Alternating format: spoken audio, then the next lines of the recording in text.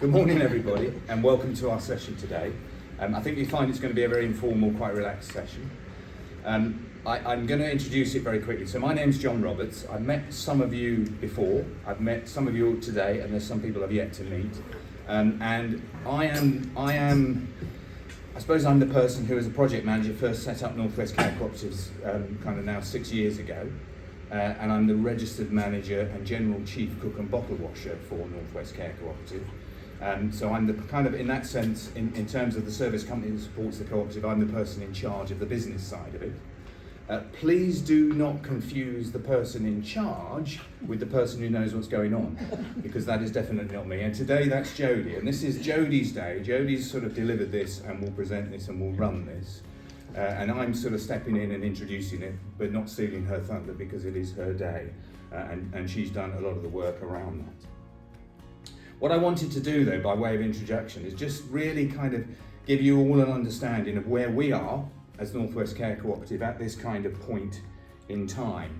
And the first thing I'm going to start with, being a very small-minded person, little things really excite me.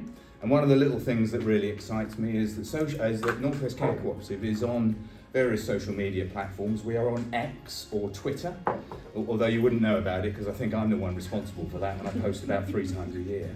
But what X has, if you didn't know, is an AI function called Grok, which will often come up on X posts and sort of fact check them and verify them for you. But it also tells you about organisations. And Grok's definition, every so often I look up the Grok definition of Northwest Care Cooperative because it kind of makes me happy, really. And I last looked it up on Wednesday, and Grok defines Northwest Care Cooperative as a Northwest of England social care co-op, yeah, no surprise there, born in 2018, passionately disrupting outdated models by empowering members to shape personalised, community-driven support that delivers better outcomes, and I think this is the best bit of all, with a cheeky flair. Yes. And I think that's, and I think Mary and Janet and Faye, who've been around Northwest Care Cooperative since we began, will probably say, I hope, that is an absolutely spot-on definition of what we are and captures the tone and the culture and everything that we do. And so that's the first thing that I will say.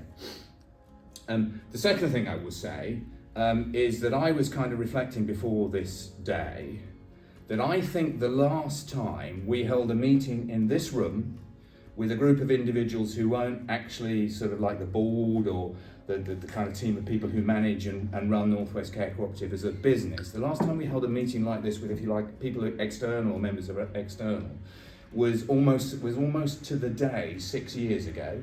So late May, early June, there were probably about 45 people in the room, and it was effectively the launch event where we launched Northwest Care Cooperative.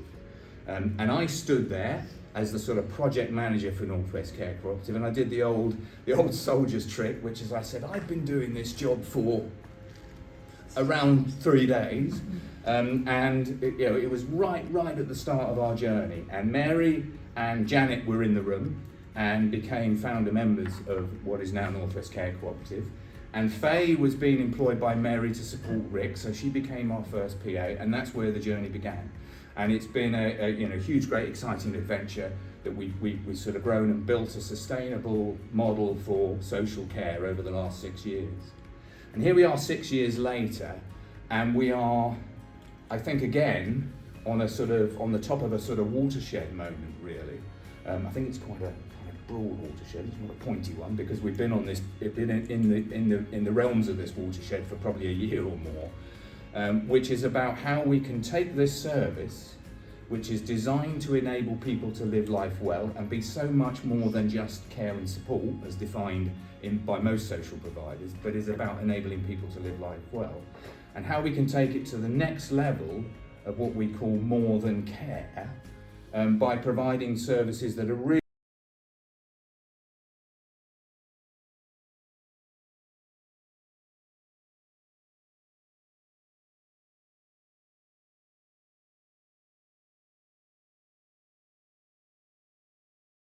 are perhaps gone or have changed in some sort of way. So there's a long-term sense of continuity there.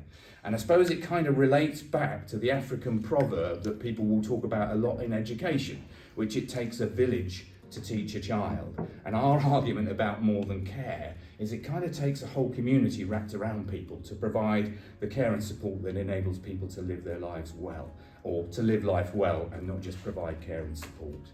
So that's what we're talking about today. It is very much the early stages of our journey. Like all the best journeys in life, you might have a sense of where you want to go, but absolutely no idea of how you're going to get there. But that is part of the fun of the journey. And I would say to you, if anyone's watched the film Conclave with Ralph Fiennes as the bishop or the cardinal in charge of the elections of a new pope, which is relatively current, I remind you of a speech that Ralph Fiennes gave in that film, where he talked about faith and religion and what was required. And he said, we are in a world where people crave certainty. And they think that certainty is the new God, but actually in life is about uncertainty. And we need to be able to embrace and manage and understand that uncertainty. And actually, that is what faith is. If it was provable, it wouldn't be called faith, it would be fact. But people believe in whatever religion they believe in, and it is the act of faith that is the critical thing. So uncertainty is not a bad thing. It's something that with courage and self-awareness you can embrace to generate creativity and opportunity and growth and a kind of better place for the future. So although we don't know how we don't know the precise route we're going to take on this journey yet, and that's for us to kind of design together, that uncertainty is not a bad thing. That uncertainty is the door that unlocks, or the key that unlocks the door to creativity and innovation. And please be comfortable with accepting it that way. And so in terms of the discussion today, embrace that uncertainty. If you've got a question, there ain't a stupid question, so ask it. If you've got an idea, there ain't a stupid idea, so suggest it. And we'll kind of work through it together. And don't be nervous if you're presenting, and don't be worried about speaking up and saying something, because that is not the world of uncertainty that we want to kind of encourage to live life well. Some of you have known me for a very long time, some of you met me 2 minutes ago, maybe not even that, and I'm Jodie. And I think what's really important is for me to take on this role, you kind of need to know a little bit about my background and why I'm doing what I'm doing. So to start with, I am a wife and a mother. I've got 2 rather large boys who have flown the nest and are doing their own things, but no matter how big your children get, they still worry you every day, and you're providing for their future and making sure that they're safe and secure for anybody is the role of being a mother. So that's me. My children are my life. I'm also the daughter of Eileen and Steve Sharman, an absolutely amazing, inspirational couple. My mum, 26 years ago, was diagnosed with a brain tumour. She's been through 2 lots of surgery, and more recently, her diagnosis isn't brilliant. She's kind of deteriorating every day. So for 26 years, I've been an unpaid carer. So I've been that supporting member. So I've got that side of experience as well.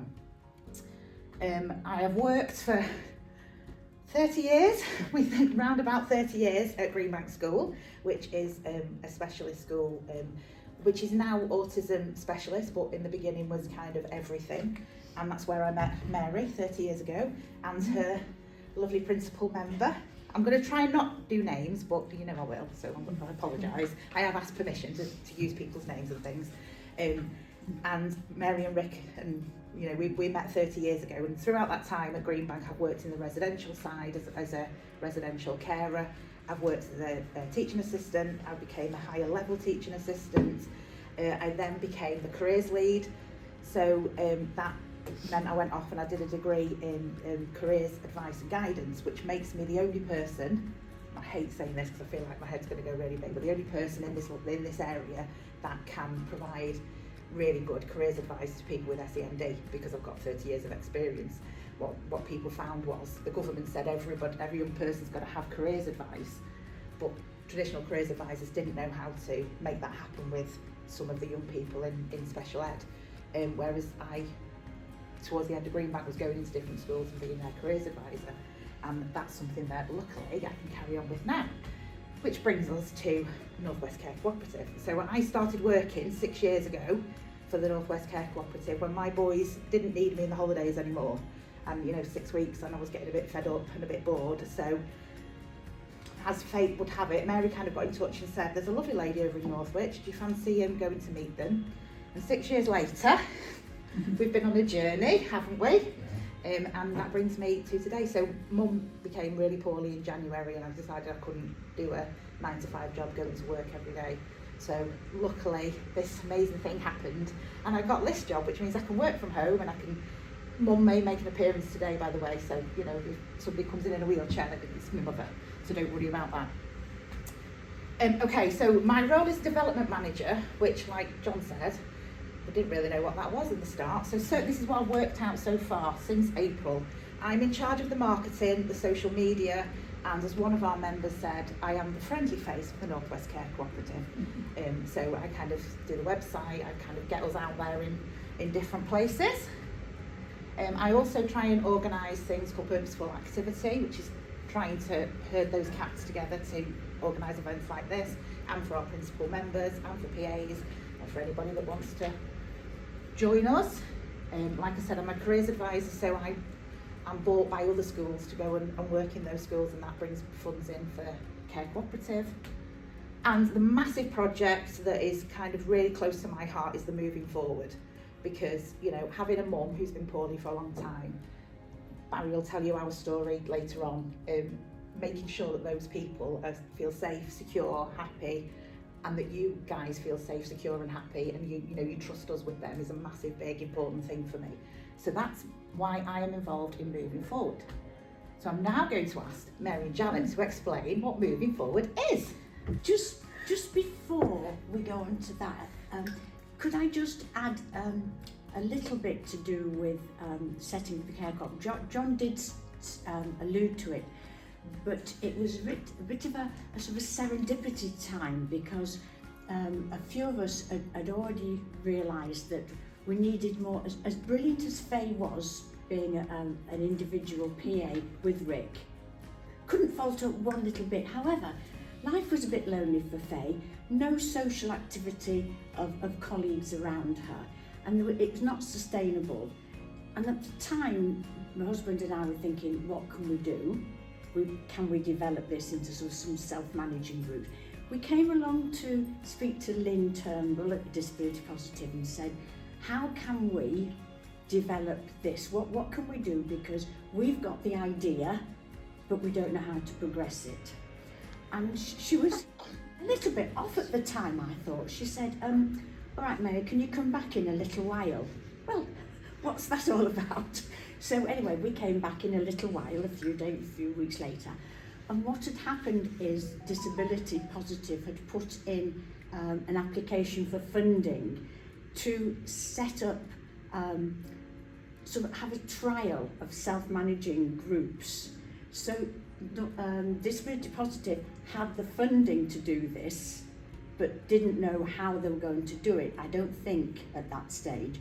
We had the little group that was ready to go, and so just coming together was absolutely, it was a serendipitous moment, and just from there it's grown. And as John said, Janet and I and Faye as the PA were vital in this, and we got extra people in, and it did take quite a bit of persuading, nudging, and I think we used the expression leap of faith, didn't we, at times, to people to start something with something new.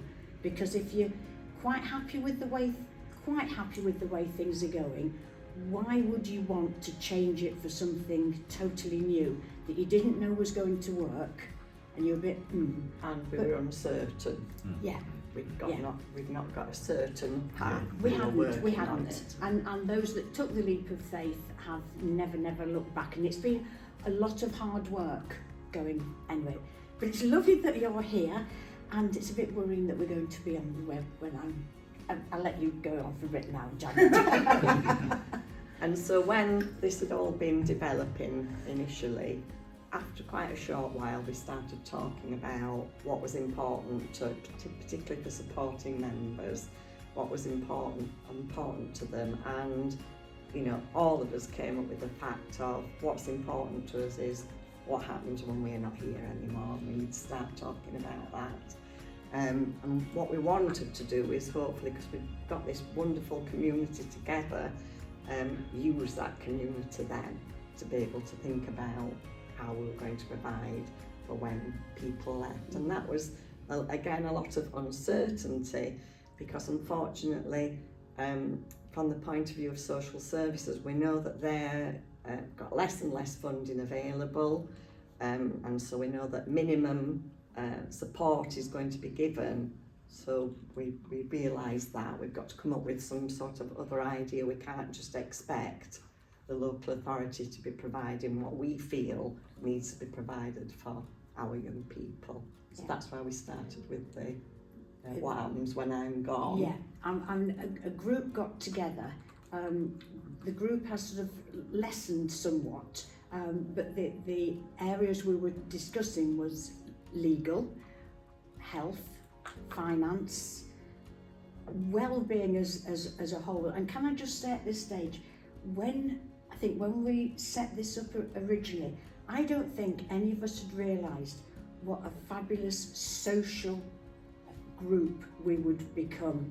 Not just social for our principals, but for our PAs and our supporting members. And that was something that's certainly surprised myself and Rod. And it's absolutely wonderful that we've got that support all around.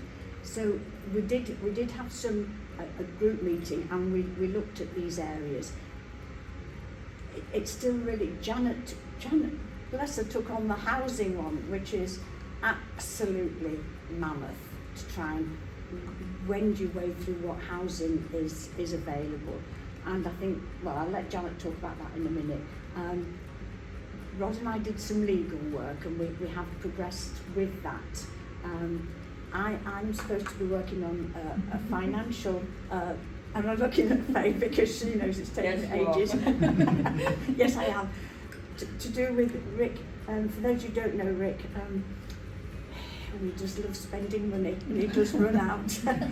But we're just wondering and how that can work when I'm not around to sort of reassure him that he's got enough money in the bank or not, and put layers of that in place. So that's totally with me, and I do know I've got 2 PAs over there who are going to get on at me and to get this finance sorted out so we can move forward on that.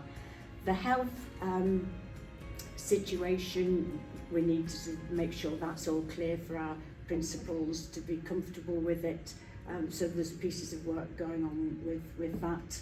I think from the health, well, the well-being side and the social side, I really don't think, I know I've no concerns that the social side and the well-being of Rick will be fine within our moving forward project because of the people we've got around him.